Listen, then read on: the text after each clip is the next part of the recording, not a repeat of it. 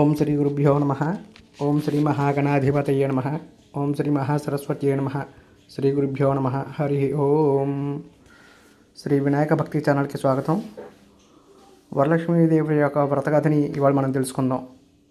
స్త్రీలు సర్వ సుఖ సౌఖ్యాలు పొంది పుత్రపౌత్రాదులతో వృద్ధి చెందడానికి తగిన వ్రతం ఒకదాన్ని చెప్పండి అని పార్వతీదేవి పరమేశ్వరుని కోరింది. అందుకు ఆ త్రినేత్రుడు, దేవి, నీవు కోరిన విధంగా స్త్రీలకు సకల శుభాలు కలిగించే వ్రతం ఒకటి ఉన్నది. అది వరలక్ష్మీదేవి వ్రతం. దానిని శ్రవణ మాసం 2 శుక్రవారం నాడు ఆచరించాలి అని తెలిపాడు. పూర్వం సౌనకాది మహర్షులను ఉద్దేశించి సూత మహర్షి ఇలా చెప్పారు: మునులారా, స్త్రీలకు సౌభాగ్యాన్ని ప్రసాదించే ఒక వ్రతాన్ని పరమశివుడు పార్వతీదేవికి చెప్పారు. లోకోపకారం కోరి ఆ వ్రతాన్ని గురించి మీకు తెలియజేస్తాను, శ్రద్ధగా వినండి అన్నారు.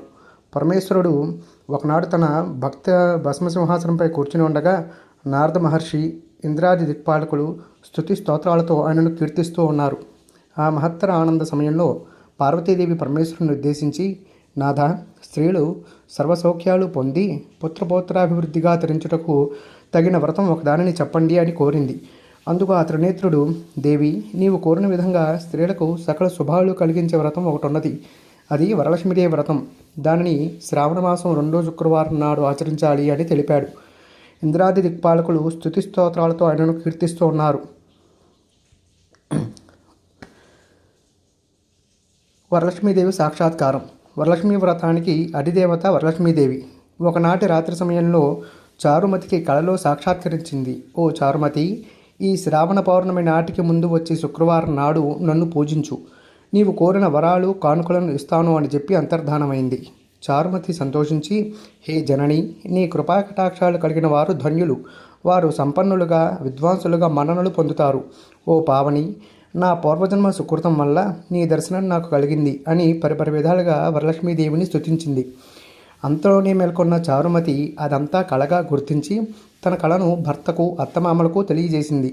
వారు చాలా సంతోషించి చారుమతిని వరలక్ష్మీ వ్రతాన్ని చేసుకోమని చెప్పారు.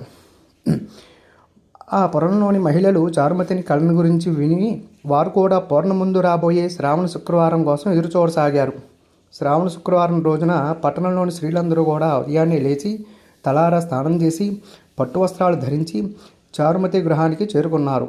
చారుమతి తన గృహంలో మండపం ఏర్పాటు చేసి ఆ మండపంపై బియ్యం పోసి పంచపల్లవాలైన రావి, జువ్వి, మర్రి, మామిడి, ఉత్తరేణి మొదలగునైన ఆకులతో కలశం ఏర్పాటు చేసి వరలక్ష్మీదేవిని సంకల్ప విధులతో సర్వమంగళ మాంగళ్యే శివే సర్వార్థ సాధికే శరణ్యే త్ర్యంబకే దేవి నారాయణి నమోస్తుతే అంటూ ఆహ్వానించి ప్రతిష్ఠించింది. అమ్మవారిని షోడశోపచారాలతో పూజించి భక్ష్య భోజ్యాదులను నివేదించారు. 9 పోగుల తోరాన్ని చేతికి కట్టుకొని ప్రదక్షిణ నమస్కారాలు చేశారు.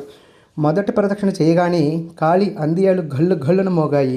రెండో ప్రదక్షిణ చేయగానే హస్తాలకు నవరత్న ఖచ్చిత కంకణ దగదగా మెరవసాగాయి. మూడో ప్రదక్షిణ చేయగానే అందరూ కూడా సర్వాభరణ భూషితులయ్యారు.